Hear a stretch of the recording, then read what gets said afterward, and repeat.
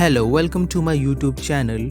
Today we are going to discuss about Sir Richard Steele's essay Recollections of Childhood, published in The Tatler, a periodical he co-founded with Joseph Addison in 1709.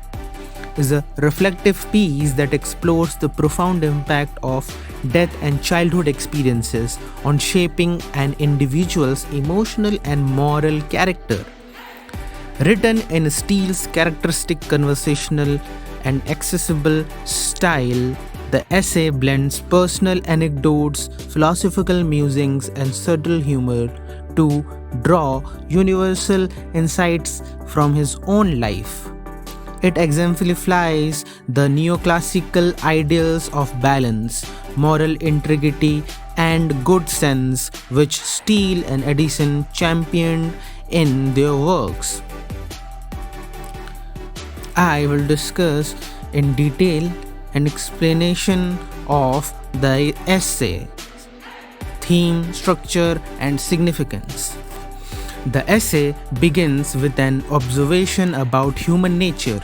Some people derive joy from sharing every experience with others, while others find contentment in private reflection. This sets the stage for Steele's introspective journey into his own childhood, particularly his first encounter with death, the passing of his father when he was 5 years old. From there, he expands his personal narrative into a broader meditation on how early experiences, especially those tied to loss, influence one's emotional development and worldview. This essay flows seamlessly between anecdote, reflection, and commentary, maintaining a tone that is poignant yet restrained, avoiding excessive sentimentality. Key themes of this essay is the impact of death on childhood perception, the lasting influence of childhood experiences, and memory and reflection as a source of meaning. Steele vividly recalls the death of his father as his earliest experience of sorrow. At 5 years old, he lacked a full understanding of death's finality, as evidenced by his memory of striking his father's coffin with a bottle door and calling out to Papa, expecting a response. This innocence is contrasted with the profound grief of his mother, whose emotional outburst, "Papa could not hear me and would play with me no more, for they were going to put him underground whence he could never come to us again," marks Steele's initiation into the reality of morality. This moment is pivotal as it awakens in him a lifelong capacity for empathy and sensitivity to others' suffering. Steele argues that childhood is a formative period akin to an embryo's development in the womb. He uses the metaphor of a birthmark. Just as a mark on a fetus persists after birth, impressions made on a young mind endures into adulthood.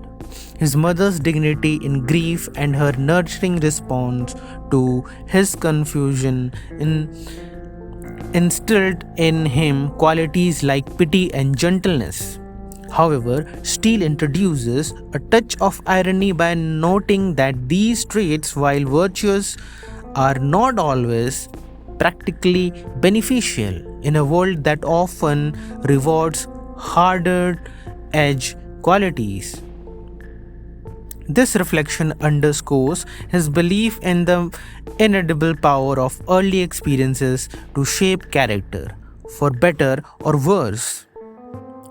The essay emphasizes the value of recollecting past experiences, particularly those involving loved ones who have passed away. Steele suggests that as one ages, reflecting on the departed friends and family who once brought joy becomes a bittersweet but enriching exercise.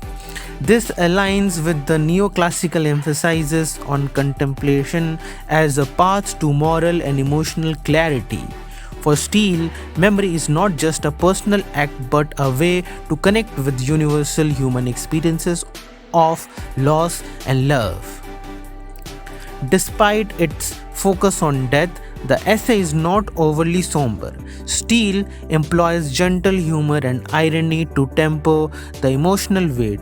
For instance, his admission that qualities like pity do not prove to be practically beneficial carries a very self-awareness.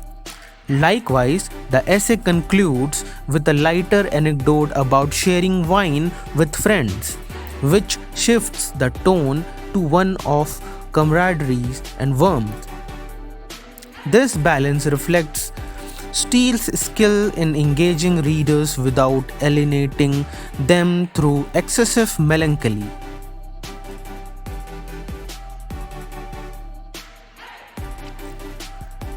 Let's discuss stylistic features of this essay. Styles Steele's prose is conversational yet refined, aligning with the neoclassical ideal of clarity and accessibility. His diction is simple, but the varying sentence lengths mirror the shifting moods, from the short, fragmented sentences of childhood confusion to the longer, reflective passages of adulthood. The use of irony and humor adds depth, while the emotional resonance of his mother's grief ensures the essay remains relatable and human. Published in The Tatler, a periodical aimed at entertaining and morally instruct its readers. So let's discuss essay's significance and context. Recollections of Childhood reflects Steele's broader mission to expose the false art of life and promote simplicity and virtue. Alongside Edison, Steele sought to refine public tastes and encourage self-awareness in an 18th century audience often preoccupied with superficiality. The essays focus on personal experience as a lens for universal truth, distinguishes it as a precursor to later reflective essays. While its neoclassical restraint sets it apart from the sentimentalism that would dominate later literature. In conclusion, Recollections of Childhood is a masterful exploration of how death and early experiences shape an individual's emotional and moral life. Through a blend of personal narrative, philosophical insight, and subtle humor, Steele crafts a piece that is both introspective and universally resonate. It stands as a testament to his skill as an essayist and his commitment to illuminating the human condition with clarity and grace.